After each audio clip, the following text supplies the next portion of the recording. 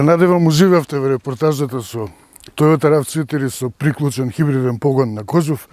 Деновиве се чини дека не може два пати да му се посреќи на човек да биде сончево, затоа што само што пристигнав тука се наоблачи, цело време беше сончево, но овој автомобил има да покаже многу повеќе страни отколку сончево и облачно.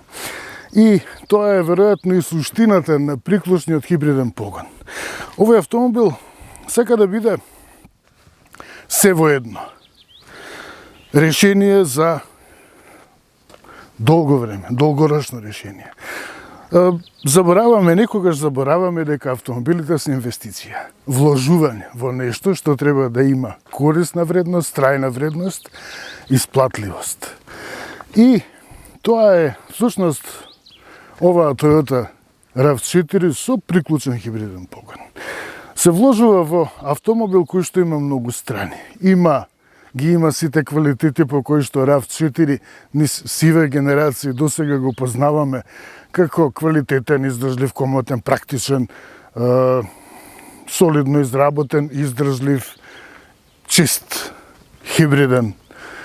Сите тие вредности. Дополнително на тоа има можност да се вози 70 км на електрична енергија, со тоа што доколку се остане во град, тогаш досегот се зголемува на 98 км и тоа е сосем реалистично, затоа што според потрошувачката од 13,1 киловат-час на 100 км која што ја покажуваше при возење во град, е сосем реално сосем за очекување да се добијат навистина тие 98 км досек во град, што е веќе сосем друга димензија на приклучниот хибриден погон.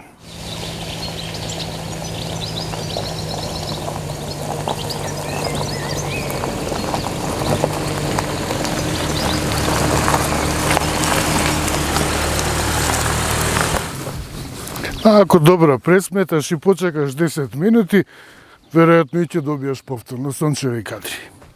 И сончево е секогаш со оваа Toyota RAV4 со приклучен хибриден погон.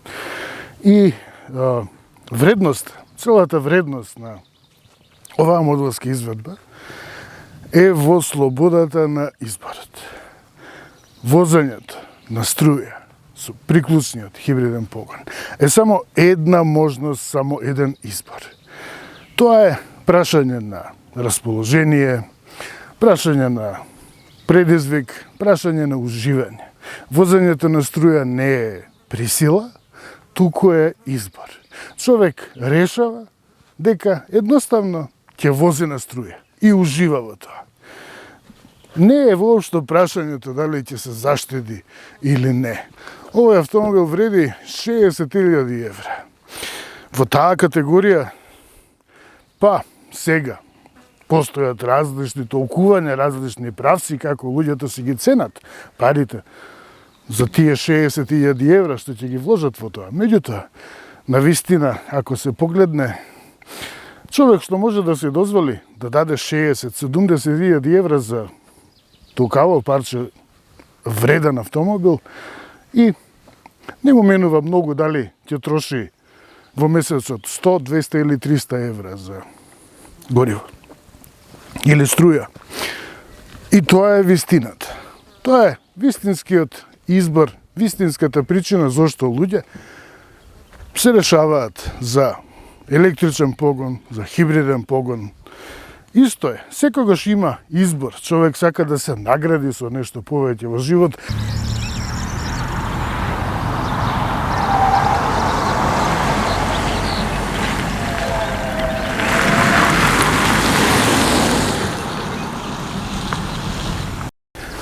Toyota е фирма која што развива технологија. Тоа што јапонската марка денес го нуди хибридниот погон како стандард во целата своја гама, тоа е резултат од посветеноста на Toyota во развојот, во истражувањето на нови технологии и овозможувањето тие технологии да станат масивни. И зошто го кажувам тоа? Затоа што за оваа Toyota RAV4 да биде привлечна како автомобил и да биде економична, штедлива, комфортна, способна за долги патувања, придонесува и моторот. А во моторот, тоа ретко пати се спомнува, дури и се заборава. Во моторот има фантастично многу технологии. Сега ќе направам еден мал греф и ќе ја отворам хаубата, која што веројатно би останала неотворена до 2025 година. Меѓутоа, да видиме што има под хауба оваа Toyota.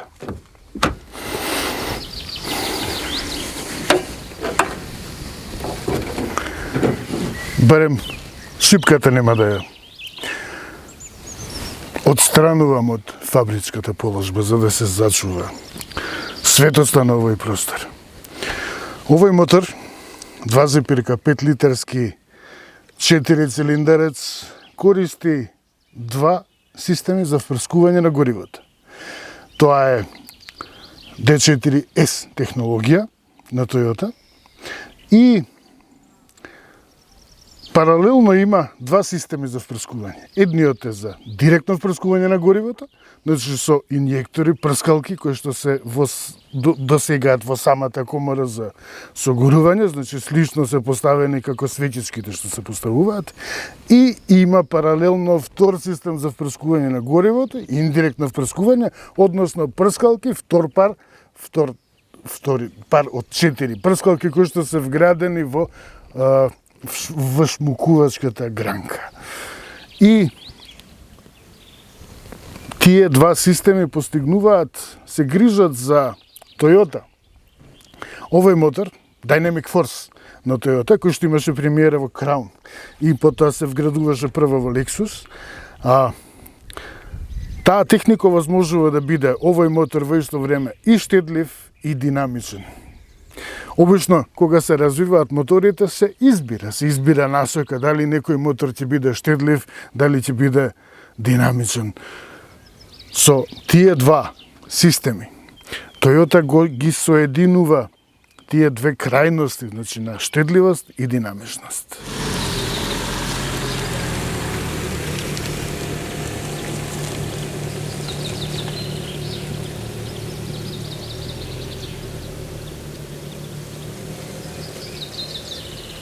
И зошто беше толку важно да се каже што има оваа Toyota RAV4 под хаубата кога се е во хибридниот погон? Напротив, хибридниот погон, за да биде штедлив, возлив, комфорен, траен, се живо и диво што има како квалитет во хибридниот погон на Toyota, решава токму моторот. Доколку моторот е потрошувач, доколку не е штедлив, тогаш не може хибридниот погон да биде штедлив. Целата корист, целата замисла од електрификацијата, од тие интелигенции, кабли, батерии, стратегии на комбинирање на погоните ќе биде безсмислена ако моторот не е штедлив. И таа технологија, сета технологија која што ја има под хаубата, која што дај Боже да остане затворена и ќе остане до 2025 година кога е регистриран ова штото го регистриран автомобил, е токму штедливоста на моторот.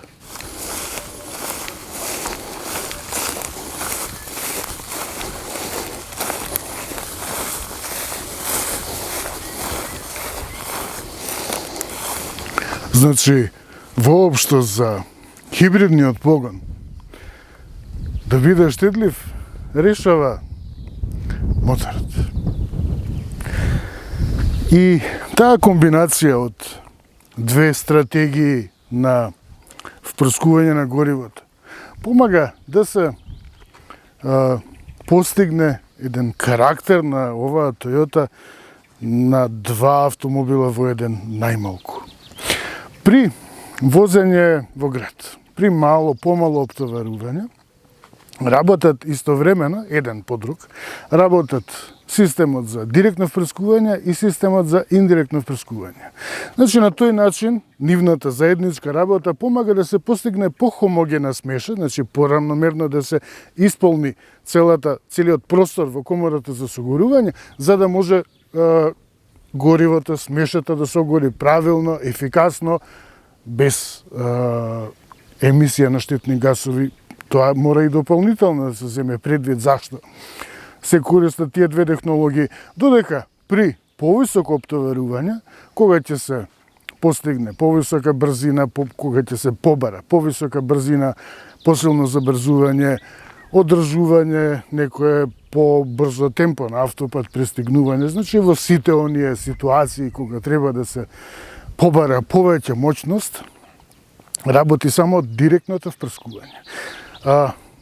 Тие два система, секој од нив, значи директното и индиректното впрскување, имаат своји предности и недостатоци, нивната заедничка комбинација во едно помага да се отстранат недостатоците. Едниот систем се вклучува таму каде што другиот систем е неефикасен и обратно. И изненади тоа што намерно со цел не ја полнев батеријата цело време нон-стоп, туку намерно сакав да видам колку троши хибридот, без да се полни батеријата. Значи, таа функционира како хибриден. Ако не се полни и ако не ја вклучам да се наполни батеријата, таа е под подот, инаку ја може би покажувам на друго место, меѓутоа батеријата е во подот. Се постигнува хибриден погон ист како кај, значи, начинот на функционирање ист како кај класичната кај класичниот самополнички хибрид, односно кај останатите моделски изведби на Toyota RAV4.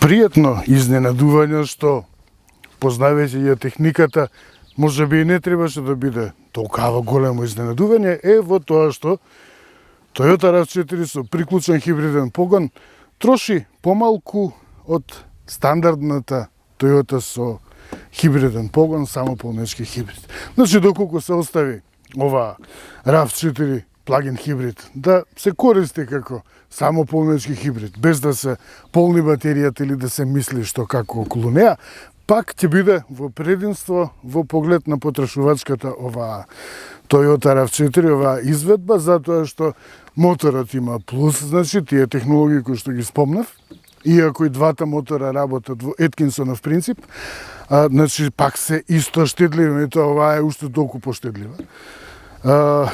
И за тоа придонесува, значи, ова приклучнава хибридна Toyota RAV4 да биде поштедлива. Тоа е еден квалитет, па плюс на тој квалитет во поглед, значи, на трошоците за возење, оперативните трошоци, доаѓа и тоа што може да се вози на струја. Во тој случај, значи, како што претходно веќе и споменав и при репортажата, 70 км се реални, може да се смета и на повеќе, и на 80, доколку некој внимава повеќе или доколку е таква конфигурацијата на теренот, ако има спустови, повеќе рамномерно, со по-рамномерно темпо, по-рамномерна брзина се вози, тогаш може да се постигне веројатно и 80 км досек. И во тој случај, кога ќе се истроши, значи, таа резерва од енергија во батеријата, понатаму се продолжува со комбинација од хибриден погон, значи, како што си функционира моторот и двата електромотори и батеријата. Има два електромотори.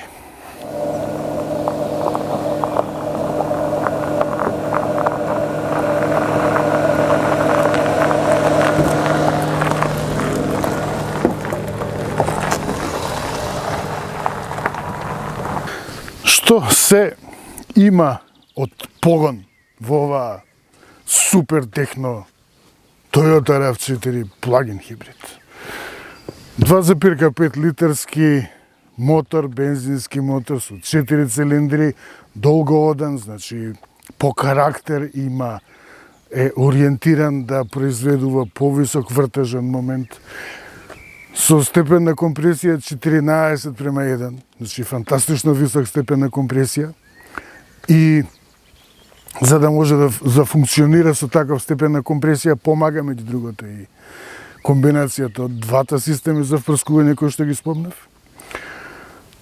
Со моќност од, да не заборавам, има и два ВВТИ системи, значи варијабилна, променливо време на отворањето на вентилите на всмукувачките и на издувните вентили. Со тоа што кај всмукувачките вентили се користи дополнително и променливо време трајање на отворањето на вентилите, на всмукувачките вентили. 185 конски сили, 134 мислам дека е тоа киловати. Моќност повеќе отколку кај стандардниот хибрид. Тоа доаѓа заедно со електромотор, значи мотор со електромотор со моќност од 182 конски сили, односно 130 и нешто киловати. CVT менувач, значи безстепен менувач. Толку е моќен погонов, значи електромоторот и моторот, комбинација е толку моќна што тоа завивање по кое што беше препознатлив хибридниот погон во претходните генерации, тука одваи дека може воопшто да се почувствува во возењето. Значи се добива впечаток како да е автоматски менувач, вистински автоматски менувач со 8 степени. И електромотор назад со моќност од 40 киловати. Може би се чини дека тоа е малку, меѓутоа во случајов е важен вртежниот момент на електромоторот, тоа се над 200 ньютон метри. Ќе наведам во податоците колку точно се станува спред, чинам дека беше 220 ньютон метри.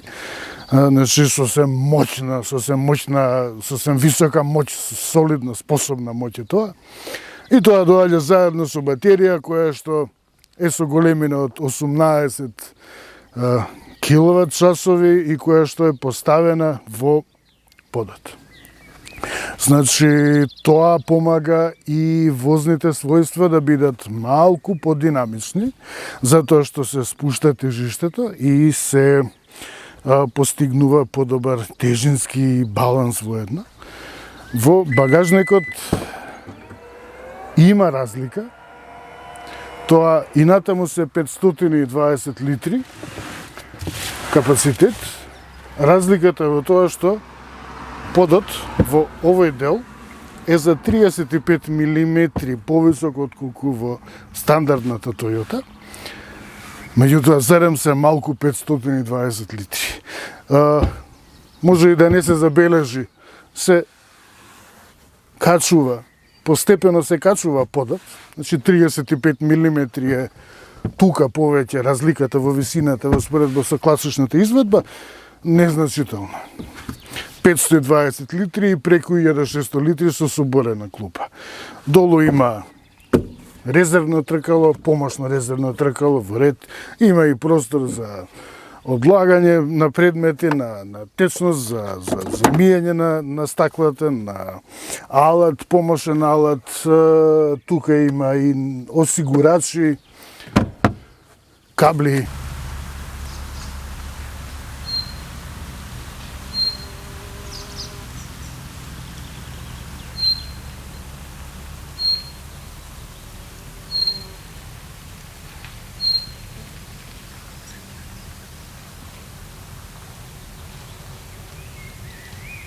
Со квалитетите во внатрешноста, тоа и натаму е Toyota RAV4 каква што ја познаваме до сега.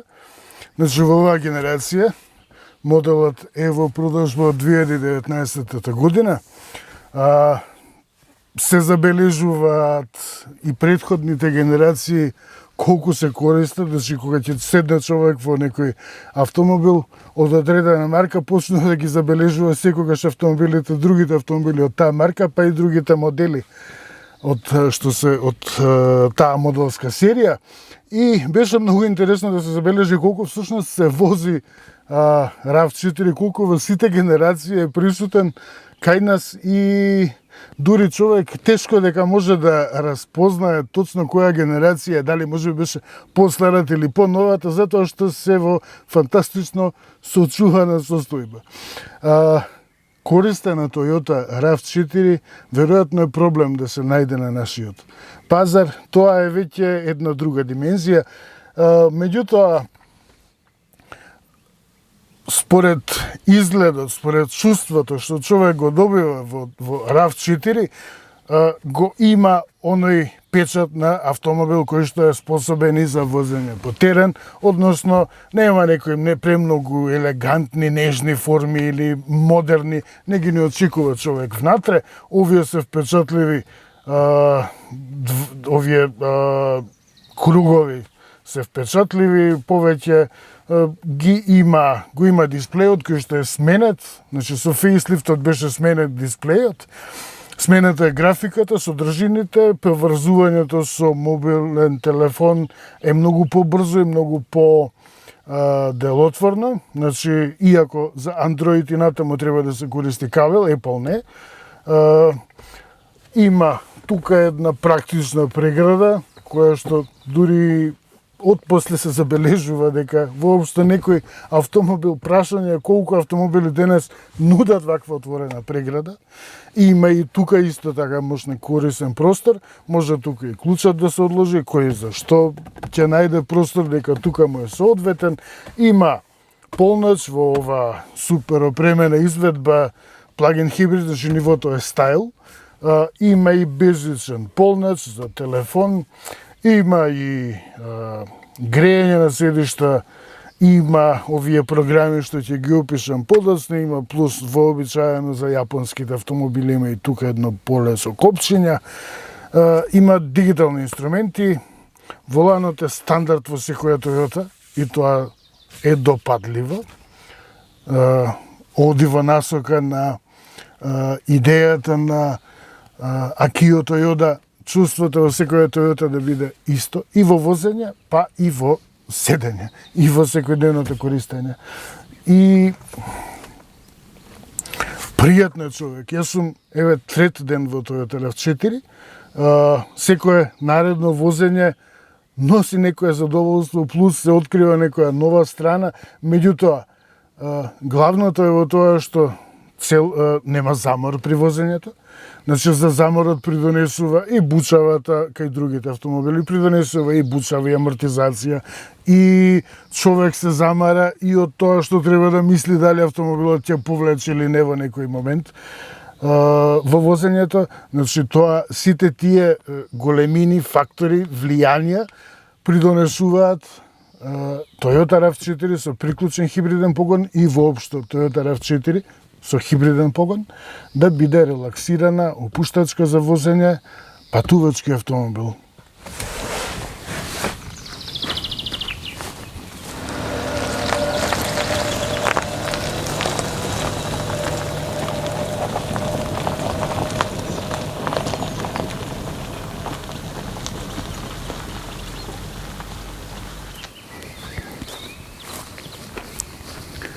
Просторноста назад не е тема, значи е изобилство од простор назад и во поглед на ширината, и во поглед на седнувањето, и во поглед на висината за подпирачот за грб, на должината на седечката површина, на аголот, на висината, на просторот за стопалата под седиштата, ширината која што има човек, висината, сите тие големини се безпрекорни. Ова е лимузина, еве колку простор има.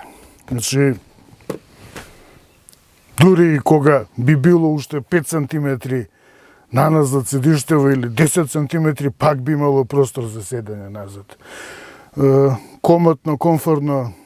Има и JBL озвучување кое што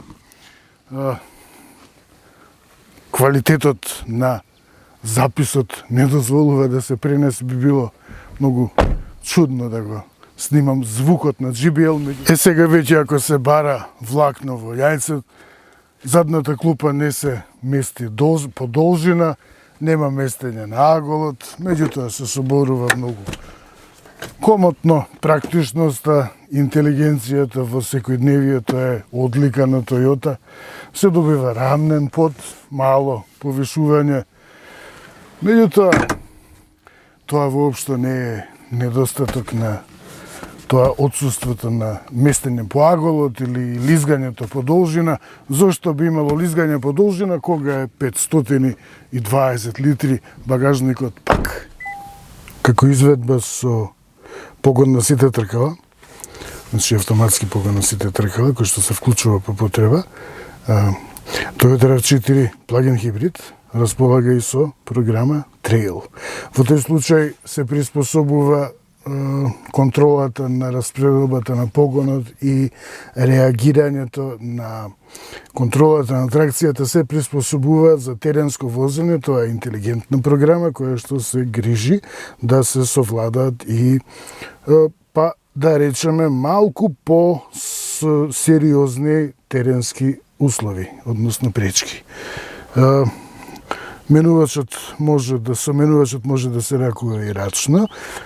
Може би било добро доколку располага и со програма Б, за да се засили силата на рекуперација, на сопирање, на надолнина. Зошто не постои таа опција е прашање. И понатаму може да се изберат режими на возење. Програма на возење може да се избере, значи нормална, еколошка и спортска. Преку ова копче, едноставно со притискање се врши враќање во нормален модус, нормален начин на работа. Со завртување влево се вклучува еколошка, односно економична програма на возење, кога да речеме и климата работи малку поумерено, за да се намали потрошувачката на енергија. И секако има и спортска програма, кога начинот на кој што погонот ја испорачува мощноста е во насока на спортски возни, спортски перформанси. Може да се избере автоматски да се префрлува меѓу електричен и хибриден погон, може да се избере исто тука по желба да се префрлува меѓу хибриден и чисто електричен погон, а доколку се држи притиснато ова копче, тогаш се вклучува програма за полнење. Во тој случај, енергијата на моторот при возењето произведува енергија за да се полни батеријата.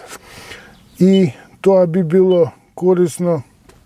Не го прикажува тоа сега тука, меѓутоа тоа би било корисно доколку човек вози по автопат и има намера, односно има потреба да го користи возилото во зона во која што е дозволено да се пристапи само со возила со нулта емисија на издувни гасови.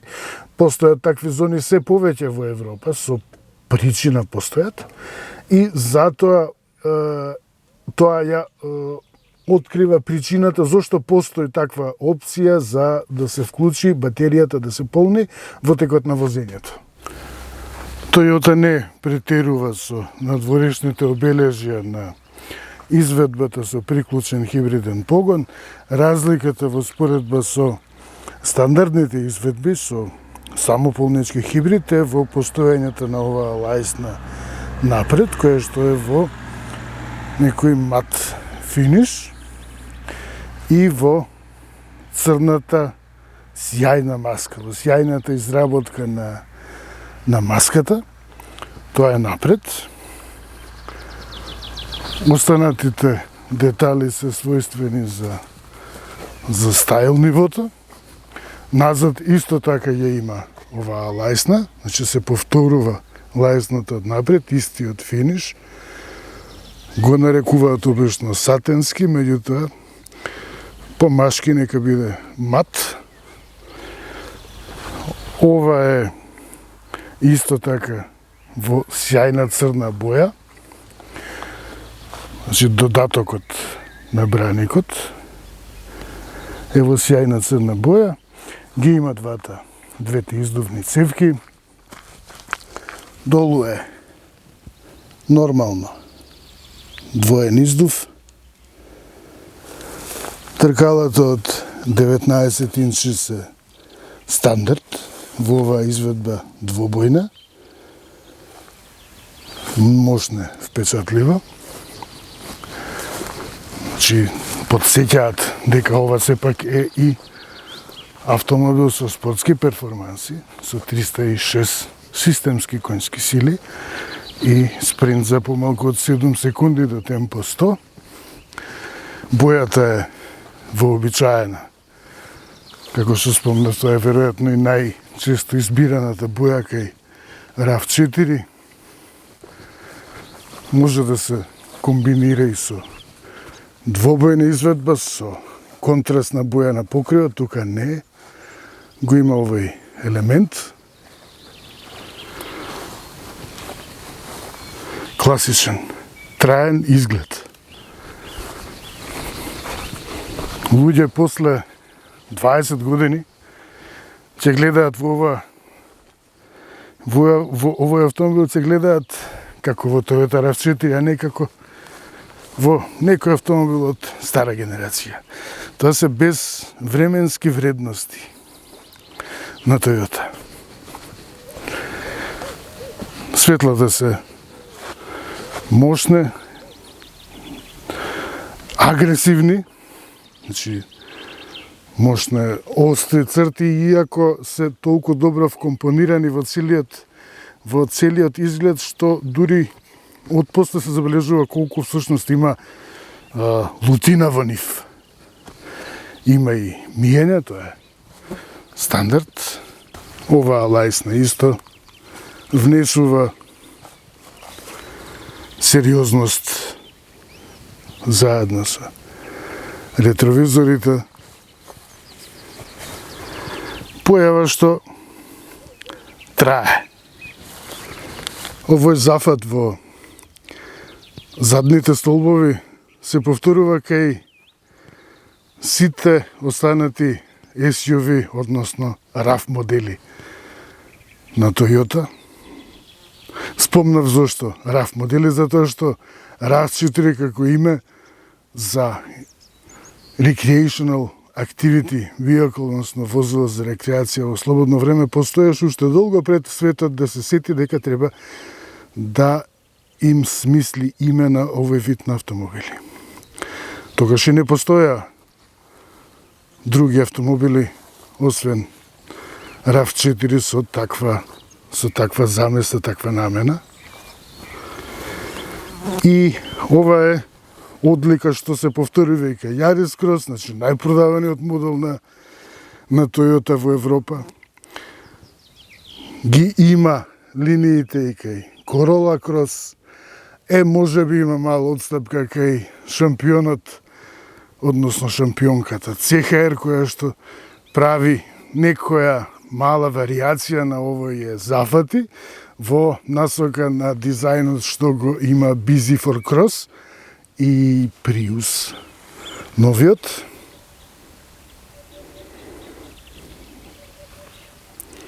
Ете колку е божествено ова место.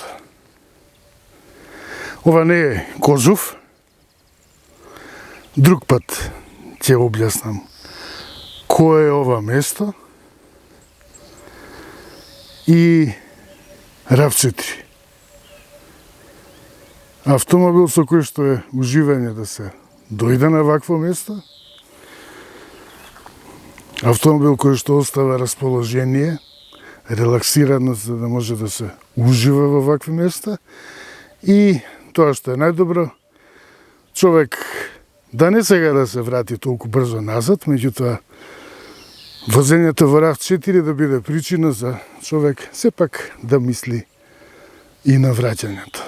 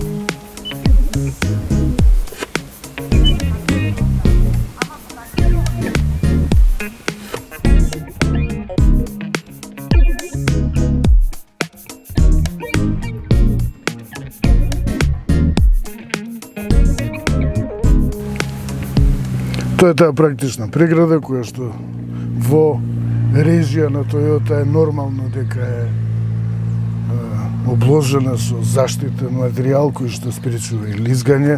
Истото важи и за оваа преграда. Дисплејот има поедноставна графика отколку кај некои други можеби производители, но во поглед на прегледноста и јаснотијата е безпрекорна.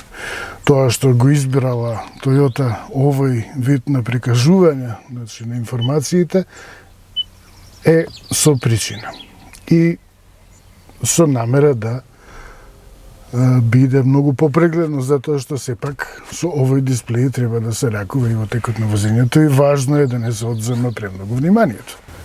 Седиштето го имаат нагласено ова продолжување во делот што ги потпира рамениците, се препознатливи и по ова шара, значи по црвените, тоа што би го нарекле штрафти, штрайфен е на германски, кај нас дошло да се нарекува штрафти, ленти. Се спортски седиштата, значи спортско комфортни, не се тоа цврсти седишта, ама имаат спортска контура.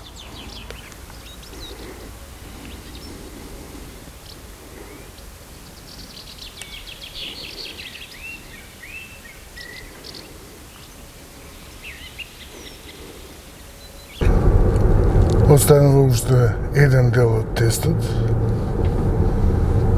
а тоа се однесува на програмата на возење и на уште една страна на оваа Toyota RAV4 со приклучен хибриден погон и со 306 конски сили. А тоа значи префрлување во спортски режим и инструментите се сменија црвено. Нема да биде трка на оние неколку делови каде што може безбедно да се притисне да има поголемо забрзување, ќе стиснам народски повеќе за да се покаже што да вистина може овој хибрид. Значи хибрид обично не се поврзува со перформанси. Меѓутоа, од тоа што го имам досега искусено со тестот на оваа RAV4 плагин хибрид, таа моќност веројатно ќе се покаже сосем веродостојно. Единствено што ќе треба да се исклучи ова здодевно, значи спортска програма поаѓање.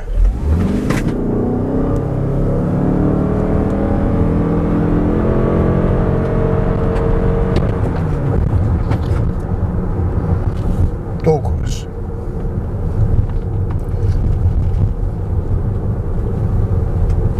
Значи, дефинитивно личи како да има 306 конски сили. Нормално не треба да се лудува, не смее да се лудува, како ликот што го фатив како се спушта надолу, тркач, што мисли дека брзината, односно мејсторијата е во тоа кој ќе се спушта побрзо. Тоа се ликови што брзо завршуваат во банкина. Еве и тука има еден дел.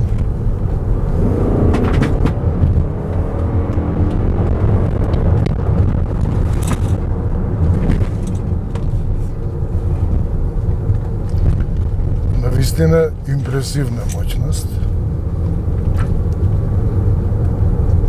Посебно што се вклучуваат двата електромотори. Еве го.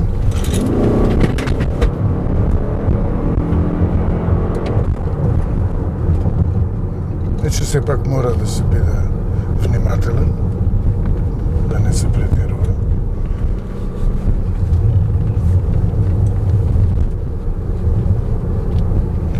И освен тоа што се менува начинот на испорака на моќност, значи начинот на кој што се работуваат двата електромотори, батеријата, моторот, Ше спомнав предходно дека има два системи за впрскување, има и двоен систем за променливо времено отворање на вентилите, со тоа што во смокувачкиот тракт има и повеќе фазно, значи не се само две позиции во кои што се врши, со кои што се менува, значи времето на отворање, туку се повеќе стратегии. Освен начинот на работа на погонската спрега, значи на целата погонска спрега, се менува и реакцијата на газ, работата на системите за асистенција и за безбедност и управувањето. Значи се намалува сервоподдршката, електричната сервоподдршка се намалува и на тој начин се добива едно директно чувство за тоа што се случува со пренесувањето на погонската сила. Тука има уште еден мал дел на кој што ќе забрзам. Значи, сега е 50. Толку. Тоа е веќе убедливо демонстрирање на моќност. Го правам ова само колку за да покажам колку е навистина моќен овој погон. И подвозјето на RAV4 е веќе од претходно одликувано со добри оцени во поглед на балансот, во поглед на возните својства, во поглед на управливоста и предвидливоста, така што сега се случува само уште едно повисоко ниво на перформансите, а дополнително влија и фактот што батеријата долу, која што сепак е тешка, помага да се спушти тежиштето и тоа внесува уште една дополнителна резерва во динамичните возни својства. Значи не е само еко и не е само штедење, туку има и фактор на задоволство, односно перформанси.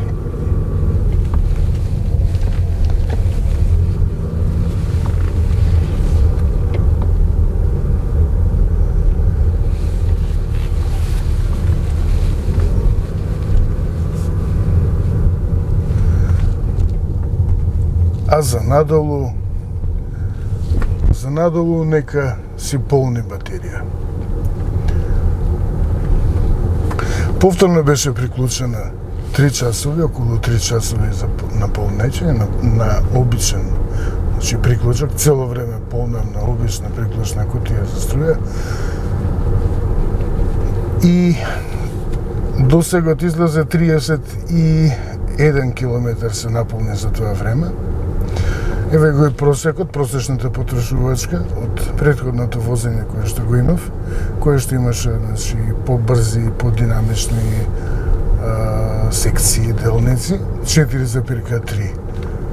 Значи, далеко и тоа е над онаа вредност која што ќе се добие во реалноста од веројатно 3,8, 3,9, а доколку се комбинира и со досегот на струја, доколку се вози со полна батерија, доколку се полни, тогаш може да се смета и на реални 1 литар на 100 километри. Сега работи хибрид, во хибриден режим, значи доколку притиснам повеќе, ќе се активира и моторот. Меѓутоа е удолнина и тоа не е најумно. Сепак, трките рицке се возат нагоре, а не надолу и има причина за тоа. Надолу не се брзе. Камерата прави вистински чудо, односно тоа е цел систем од камери, но секој запирање покажува точно растојание, можам да бирам и страна за доколку, например,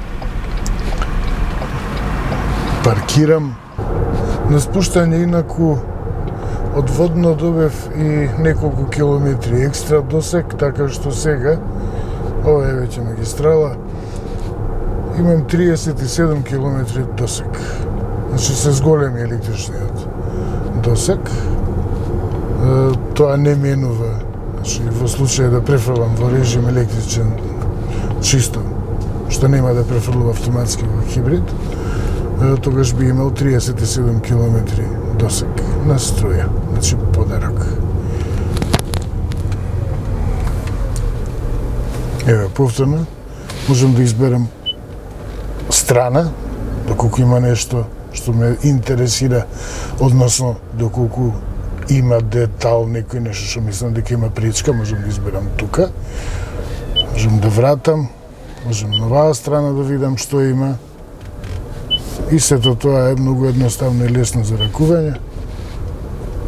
Освен ако не ти претрча некој пред автомобил. Во овој половина час како ја возам ноќно, во оваа ноќна тура, 64% од растојанието што го имам поминато било со вклучен електромотор. Значи без разлика дали погонот бил чисто со електромотор во внатреден дел од патот или со заедничка работа на моторот и на двата електромотори, односно на едниот, тоа се 62%. Убедлив податок.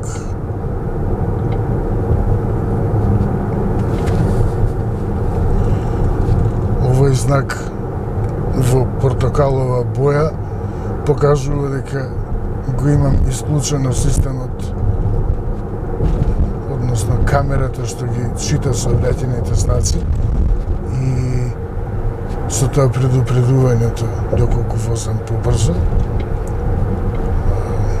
Некогаш тоа може да пречи, затоа уште еднаш со забрзувањето таму каде што може.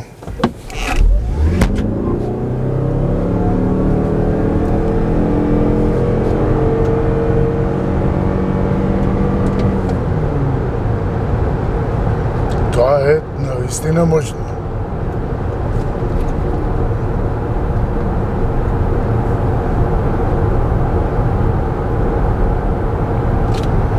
Секако дека дополнително внесува динамика и еластичноста, условно еластичноста, значи способноста да забрза и при кога веќе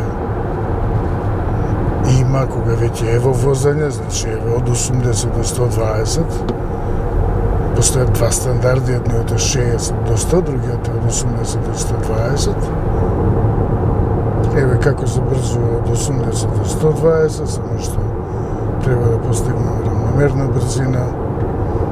Тука е мало горнина. Значи,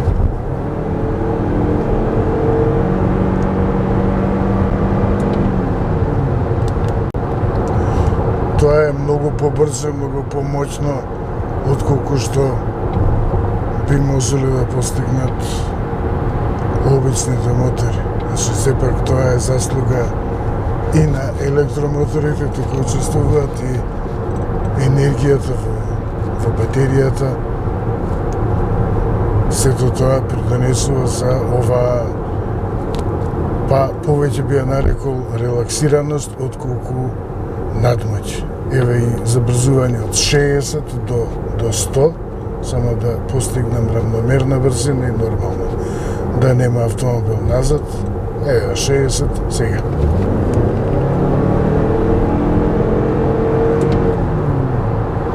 Тоа се вредности, односно способност која што некогаш може да значи и извлекување од можна опасна ситуација, например при пристигнување, доколку човек се прецени или доколку од спротива доаѓа некој премногу брзо возило, значи тоа се ова реакција, ова реагирање на погонот, моќно повлекување, има и одредена, значи во наводници има и безбедна улога. Пак од 80 до 120, значи доколку пристигнува камион, автобус, бавно возило на автопат, 80, ето 80, се не видиме дали е равномерна, не е. Сега има и мало долнина. Ќе забрзам повторно до 100 со тоа што овој пат ќе го следам енергетскиот energy flow. Добро, тоа не ми требаше. Поаѓам. Значи, ете го и задниот електромотор се вклучува и црпи нормално од батеријата. А во меѓувреме, неверојатно. Значи, сепак ова се 300 конски сили во комбинација со вртежен момент што може да го постигнат електромотори, па уште и 2.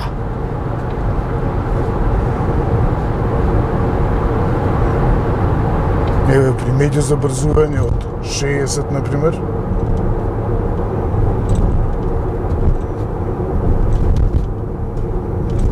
да видиме како тогаш реагираат. Значи, повторно, секогаш кога се баре поголемо забрзување, секогаш се активира и задниот електромотор.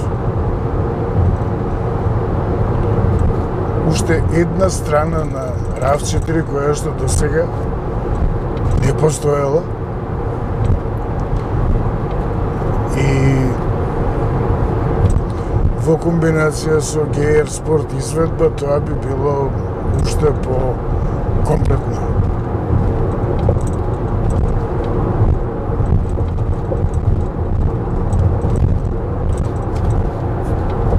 GR Yaris има 260 конски сили,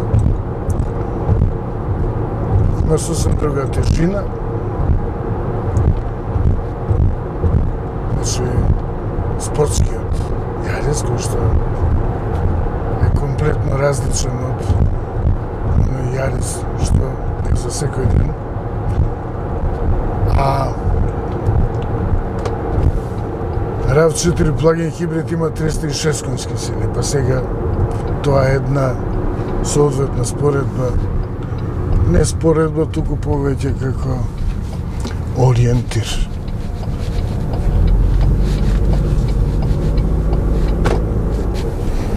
А малце се скуси и досегот, тоа што имаше екстра енергија во батеријата, се потроши за забрзување и за слични екзибиции, така што е корисно и за батеријата, е корисна и за перформанси. Добро.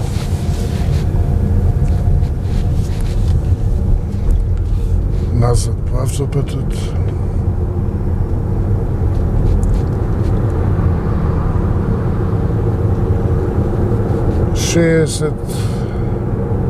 А може и е доволно безбедно, може и уште еден старт од нула. И секогаш кој ќе се запре покажува, меѓутоа не може тоа предолго, значи поаѓам.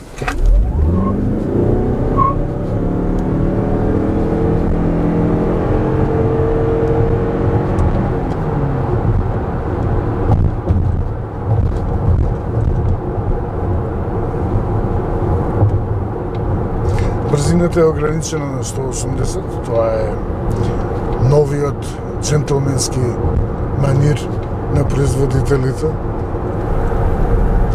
Потрошувачката, после овие литови 4,3. Тоа е уште еден подарок од приклучниот хибриден погон. 80 до 120, само да поставим 80. Ехо.